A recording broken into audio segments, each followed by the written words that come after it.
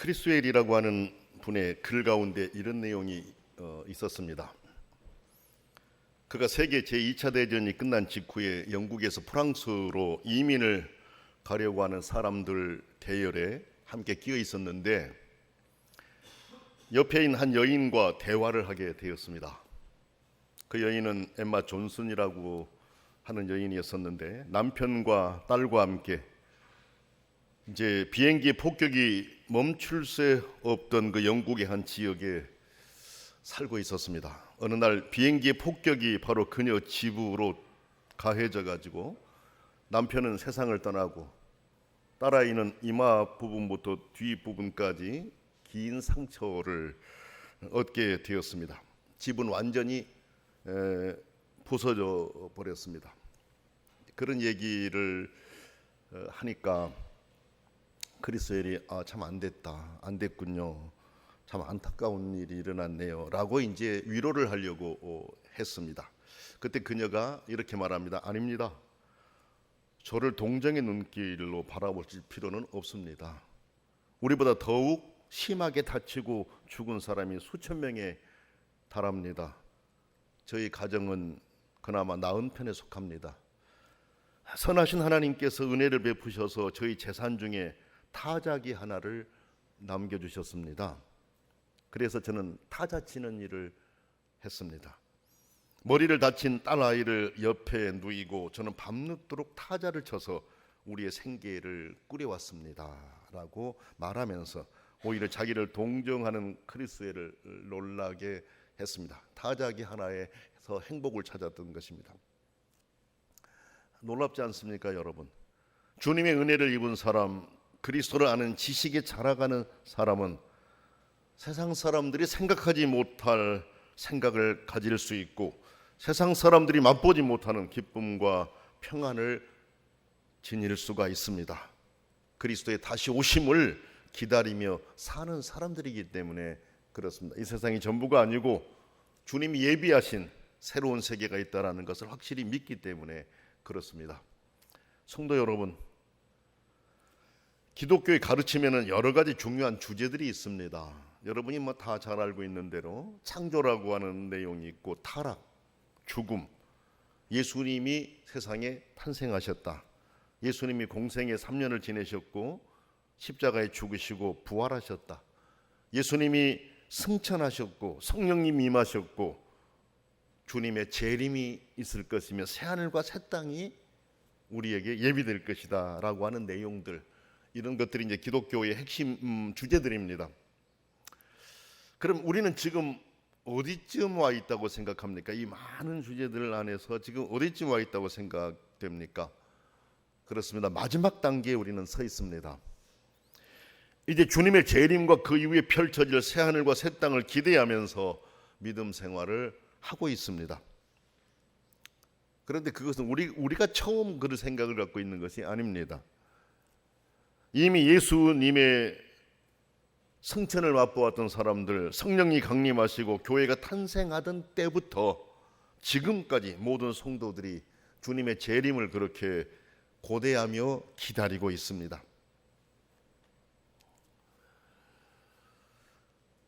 좋은 것을 기다리는 사람들에게는 때로 조급함이 있습니다. 어서 좋은 것을 맛보고 싶은 마음 때문에 그렇습니다. 더욱이 자기가 처한 환경이 어려우면 어려울수록 좋은 시대가 빨리 오기를 고대합니다. 여러분이 아신 것처럼 초대교회들이 그랬습니다. 그래 주님의 재림을 고대하면서 지내는 성도들이 많았습니다. 아마 거의 대부분이 그랬다 이렇게 보면 좋겠습니다. 오늘 우리가 읽었던 베드로 사도를 통해 주신 말씀도 바로 그런 시대적 배경을 갖고 있습니다. 초대교회는 성도들이 많은 어려움 속에서 믿음 생활을 했습니다. 지금 우리가 믿음 생활하는 것과 비교할 수 없는 그런 상황에서 믿음 생활을 했습니다. 왜 그럴까요? 그들의 생명을 노리는 로마 제국의 박해와 핍박이 도를 넘었기 때문에 그렇습니다. 지금 우리처럼 이렇게 좋은 환경에서 믿음 생활을 할 수 있는 그런 상황이 아니었습니다. 그들이 믿음을 가진다라고 하는 것은 죽기를 각오하고 믿음 생활을 하는 경우가 허다했었습니다. 그런 여러 정황들로 인해서 주님의 재림을 간절한 마음으로 기다리는 성도들이 많았습니다. 그런데 그와 정반대의 잘못된 가르침을 하는 그런 미혹들도 있었습니다. 베드로후서 3장 3절로 4절의 내용이 그렇습니다. 어떤 잘못된 가르침들이었느냐? 그들은 주님의 재림을 기다리는 성도들을 향해서 주님의 재림 같은 거 없다라고 하면서 조롱하면서 그들을 미혹했습니다. 그렇게 되다 보니까 주님의 재림을 기다리는 사람들의 마음에는 흔들림이 오기 시작을 했습니다. 주님의 재림이 너무 더디다라고 하는 생각을 하게 되었습니다. 정말 그들이 말하는 대로 주님의 재림이 없는 것인가, 이런 생각도 하게 되었던 것이죠. 바로 그런 믿음의 사람들을 향해서 하나님은 베드로 사도를 통해서 오늘 말씀을 기록해서 성도들에게 주었습니다. 이 말씀은 오늘 우리 시대에도 동일한 의미로 해석됩니다. 그때만 주어졌던, 그들에게만 주어진 말씀이 아니라 오늘 우리에게 주어진 말씀이다, 동일한 말씀이다라는 의미입니다. 자, 그러면 여러분, 왜 하나님은 재림의 시기를 그렇게 늦추는 것일까요? 베드로후서 3장 8절로 9절의 말씀 안에서 우리는 그 내용들을 알 수가 있고 오늘 본문을 통해서 잘 알 수가 있습니다. 이렇습니다. 첫째로, 하나님의 시간은 인간이 생각하는 시간 개념과 다르다는 말씀을 하셨습니다. 여러분 거기 8절 말씀 보세요. 사랑하는 자들아, 죽게는 하루가 1000년 같고 1000년이 하루 같다는 이 한 가지를 잊지 말라. 하루가 1000년 같고 1000년이 하루 같다라는 거, 하나님께는 그렇다, 이거 잊지 말라라고 말씀하시면서 권면합니다. 시편에도 그런 말씀이 있지요. 시편 90편 4절 말씀 보면 주의 목전에는 1000년이 지나가는 어제 같으며 밤의 한순간 같을 뿐입니다, 그랬습니다. 우리들이 몇천 년이라는 역사를 생각한다면 무력해지고 비관주의에 빠질 수 있습니다. 그러나 하나님께서는 1000년이 하루밖에 안 된다는 것을 말씀하신 것이죠. 우리가 이 말씀을 듣게 되면 위로를 얻을 수가 있습니다. 그 기간 동안 하나님은 여전히 우리를 위해 일하시고 계셨고 지금도 일하시며 앞으로도 그렇게 우리를 위해서 일하실 것입니다. 여러분, 하나님 앞에 왜 이게 가능한 말씀이냐면, 인간의 생각으로 볼 때는 과거, 현재, 미래가 있지만 하나님께는 영원한 현재밖에 없어요. 영원한 현재밖에 없습니다. 이런 영원이라는 배경하에서만 우리 믿음이 균형을 유지할 수가 있습니다. 사람들이 하나님의 시간 개념을 인간의 시간 개념 안에 놓고 계산하기에 문제가 발생하게 됩니다. 시한부 종말론 같은 게 그 대표적인 예다, 이렇게 말할 수가 있을 거예요. 불과 몇십 년 전만 해도 시한부 종말론 때문에 얼마나 많은 사람들이 거기에 빠져 넘어갔습니까? 그렇죠. 자, 우리는 항상 하나님의 시간 개념으로 성경을 보고 종말을 대비하면서 사는 지혜를 가져야 하겠습니다. 1000년이 하루 같고 하루가 1000년 같다라는 거, 이거 기억하라, 잊지 말라 하신 하나님의 말씀을 마음에 새기면서 하나님이 해가신 일들을 기대하면서 기다리며 살아야 하겠습니다. 두 번째 말씀 보니까 하나님이 주신 시간은 우리 항상 기회로 다가온다라는 것을 기억하라는 것이죠. 이 역시 8절 내용을 그렇게 해석할 수가 있습니다. 매일매일 우리에게 주어진 새 날들은 하나님께서 우리에게 베풀어 주신 선물입니다. 선물입니다. 그래서 우리는 반복되는 시간이란 말을 쓸 수가 없습니다. 써서도 안 됩니다. 날마다 반복되는 시간, 이건 아닙니다. 우리에게 주어진 시간들은 매일매일 다른 새로운 시간입니다. 반복된 시간이 아닙니다. 앞으로 우리에게 오는 1초 후의 시간, 1시간, 이건 계속해서 새로운 시간이 우리에게 주어진 것입니다. 베드로 사도는 그 시간들이 주님의 재림을 기다리는 성도들에게는 회개하고 하나님께 돌아설 기회다라고 말씀하신 겁니다. 자, 그러므로 우리는 하나님으로부터 선물로 받은 이 매일매일의 시간들을 자신의 신앙과 바른 삶을 위해서 선용하고 서로에게 봉사하고 하나님께 더 가까이 나가는 기회로 삼아야 하겠습니다. 지금 지나간 시간은 다시 오지 않지 않습니까? 앞으로 내게 다가오는 시간은 내게 기회지만 그 기회의 시간은 지나가면 내게 다시 오지 않고 새로운 시간이 우리에게 온다라는 것이죠. 그래서 내게 오는 그 시간을 어떻게 하면 알차게 믿음 안에 살 수 있을까 고민하며 살아야 된다라는 말씀입니다. 어제 우리의 삶이 믿음으로 점검해 보았을 때 부끄러운 부분이 있었다면 회개하고 오늘 더 바른 삶을 살고 오늘이 부끄러웠다면 내일을 생각하면서 열매 있는 삶을 살아가려고 다짐하는 그런 성도들이 되어야 한다라는 말씀입니다. 쉬운 일은 아니지만 우리는 가야 할 길입니다. 믿음의 길이고 하나님이 우리에게 명하신 길이고 그것이 결국은 우리에게 주어질 영생의 놀라운 은혜 안에 같은 맥락에 주어져 있기 때문에 그렇습니다. 세 번째로는 하나님께서 재림 시기를 늦추는 것은 한 사람이라도 멸망받지 않고 구원 얻기를 바라시는 것이 하나님의 마음이라고 하는 것을 우리에게 알려줍니다. 여러분, 디모데전서 2장 4절 말씀 보게 되면 하나님은 모든 사람이 구원을 받으며 진리를 아는 데 있기를 원하신다 그랬습니다. 에스겔서도 보게 되면 이렇습니다. 에스겔 18장 23절 주 여호와의 말씀이니라 내가 어찌 악인이 죽는 것을 조금인들 기뻐하랴 그가 돌이켜 그 길에서 떠나 사는 것을 어찌 기뻐하지 아니하겠느냐. 에스겔을 통해서 우리에게 주셨습니다. 뿐만 아닙니다. 여러분 너무 잘 알고 있는 소돔 고모라 성에 대한 거 잘 알고 있지 않습니까? 하나님은 소돔과 고모라 성을 멸망시키기 전에 의인 10사람을 찾으셨어요. 의인 10사람. 의인 10명만 있으면 멸망시키지 않겠다고 했어요. 그런데 의인 10명이 없었습니다. 예루살렘이 망하기 전에는 어땠습니까? 정의를 행하는 한 사람을 찾으셨습니다. 예루살렘 멸망하기 정의를 찾는 한 사람. 그런데 한 사람이 없었습니다.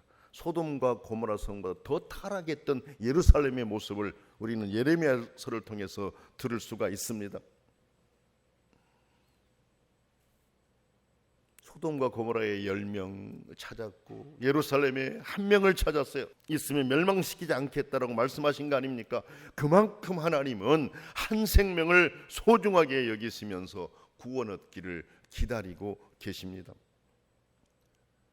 자, 그러면 우리는 하나님의 재림이 지연되는 것은 우리와 우리 이웃 아니 세상 모든 사람들이 구원 얻기를 바라시는 하나님의 마음이라고 하는 거 잊지 말아야 하겠습니다. 한 영혼이라도 하나님께로 인도하는 일에 우리의 시간과 물질을 투자할 수 있어야 하겠습니다. 하나님이 한 영혼을 그렇게도 귀하게 여기신다면 우리들도 하나님이 그렇게 귀하게 여기시는 한 영혼을 위해서 기도하고 전도하고 힘쓰는 우리들이 되어야 하겠습니다. 그것이 내가 하나님을 사랑하고 있다라는 증거이기 때문에 그렇습니다. 그러면 여러분, 재림은 어떤 날일까요? 재림은 어떤 날일까요? 베드로 사도는 구약 성경의 개념인 주의 날이라는 용어로 설명하고 있습니다. 10절 말씀, 그러나 주의 날이 도둑같이 오리니 그날에는 하늘이 큰 소리로 떠나가고 물질이 뜨거운 불에 풀어지고 땅과 그 중에 있는 모든 일이 드러나리로다 그랬습니다.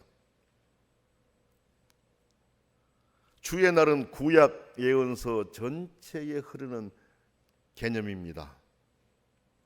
예언자들이 살던 시대의 상황들은 파멸 도상에 있었습니다. 고칠 수 없는 악에 쌓여 있었습니다.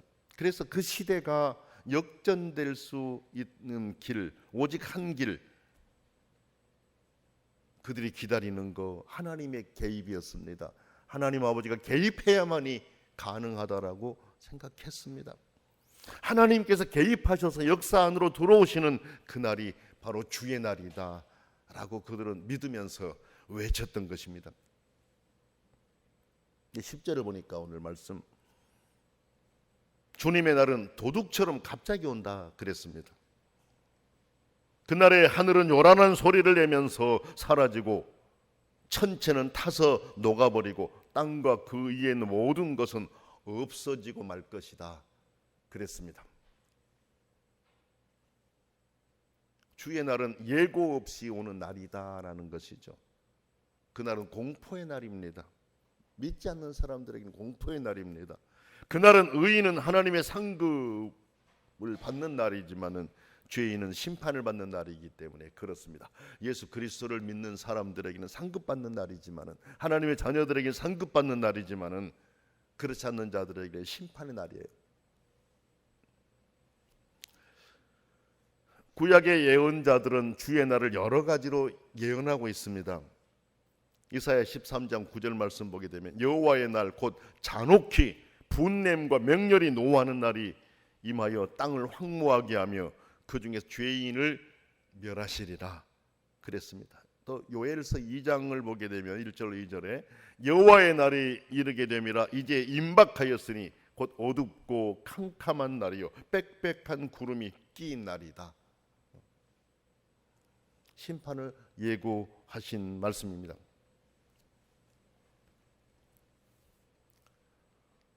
베드로를 비롯한 많은 신약의 저자들도 하나님의 계시를 통해 구약의 주의 날을 예수님의 재림의 날과 동일시했습니다.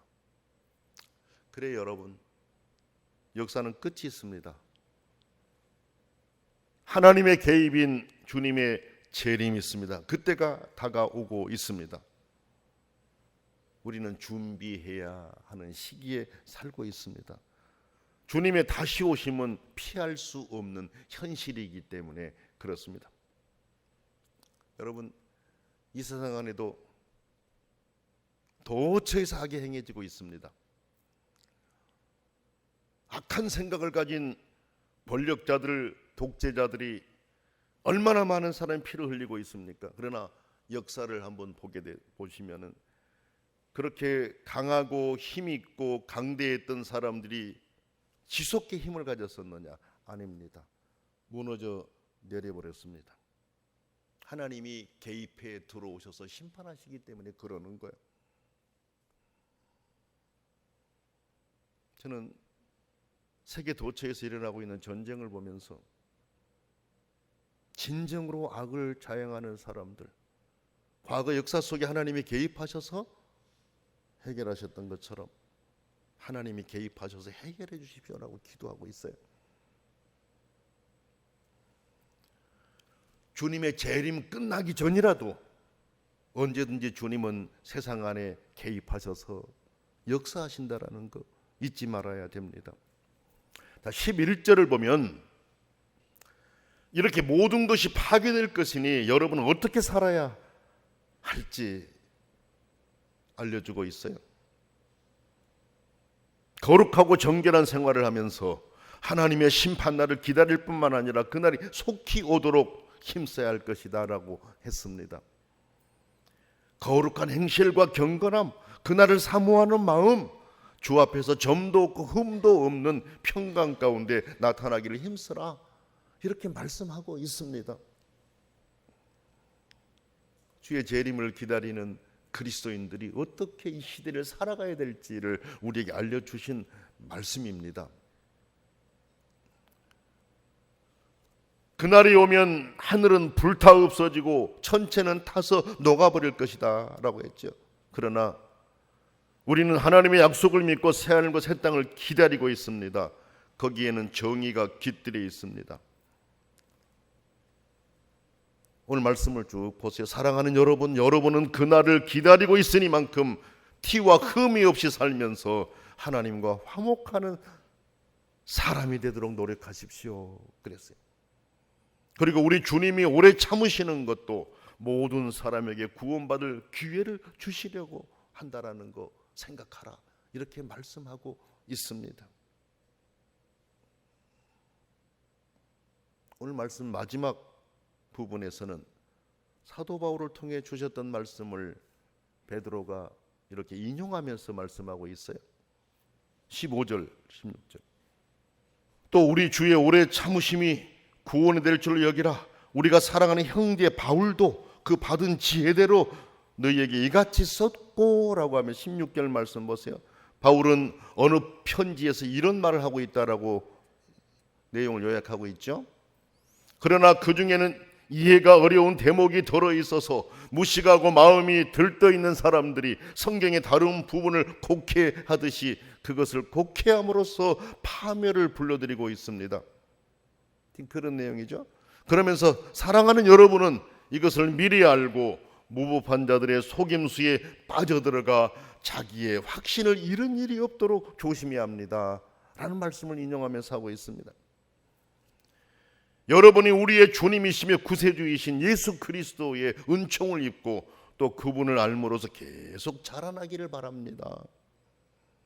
이제와 또 영원토록 그분께서 영광을 받으실 것입니다. 그러면서 아멘으로 말씀을 맺고 있습니다.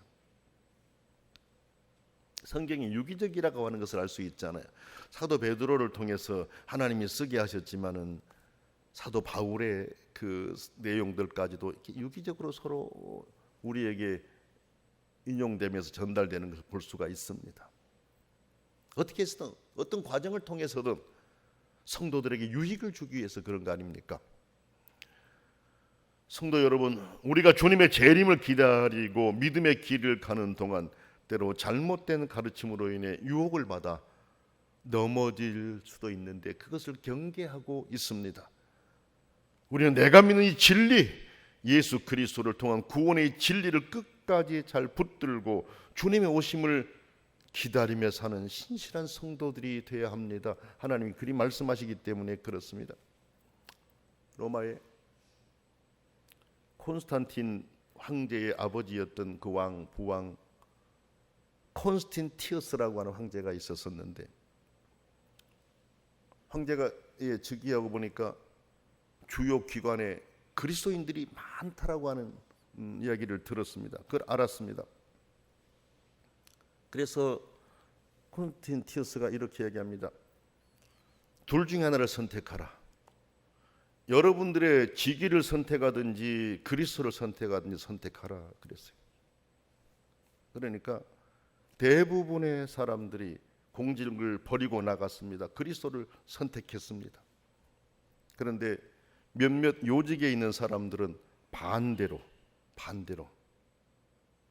나는 그리스도를 포기하고 이 자리에 있겠다라고 했습니다. 콘스탄티누스 황제는 의외의 말을 전합니다. 그리스도를 버리고 이 자리에 있겠다라고 하는 사람들은 해직하라. 그리고 그리스도를 택한 자들은 다 불러들이라 그랬어요. 그러면서 그가 한 말이 이 말이었습니다. 그리스도에게 진실치 못한 자는 결코 나에게 진실할 수 없다. 그렇게 해서 결국은 내가 이 요직을 버리고 나는 그리스도를 택하겠습니다 하는 사람들을 불러들여서 오히려 그 사람들과 같이 일을 해 나갔다라고 하는 역사적인 사실에 대한 기록입니다. 성도 여러분, 우리는 주님의 재림을 기다리며 사는 그리스도인들입니다. 우리는 기회에 따라 믿음 생활하는 사람들이 아니지 않습니까? 이 믿음의 길이 생명이라고 하는 것을 알고 우리는 믿음의 길을 가고 있지 않습니까? 어떤 순간 선택하라는 기회가 주어졌을 때 우리는 그리스도를 선택할 사람들 아닙니까? 우리 모두는 그리스도가 중요하고 소중하고 나의 생명의 구세주라고 하는 사실을 한순간도 잊지 않고 살아오지 않았습니까?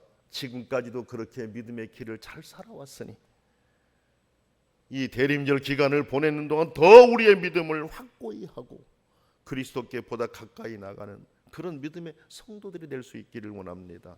기도하겠습니다. 존귀하신 하나님 아버지, 예수 그리스도를 믿고 주님의 오심을 대비하는, 주님의 강림을 예비하며 사는 저희들 되게 하시니 감사합니다. 오늘보다는 내일의 믿음이 더 확고해질 수 있도록 저희들을 사로잡아 주시옵소서. 그리스도가 내 생명의 주인이심을 분명하게 믿으면서 그리스도를 전하며 사는 저희 되게 하여 주옵소서. 그렇게 살아가는 자들에게 예비하신 주의 은혜로 충만하게 해 주시옵소서. 예수님의 이름으로 간절히 기도드립니다. 아멘.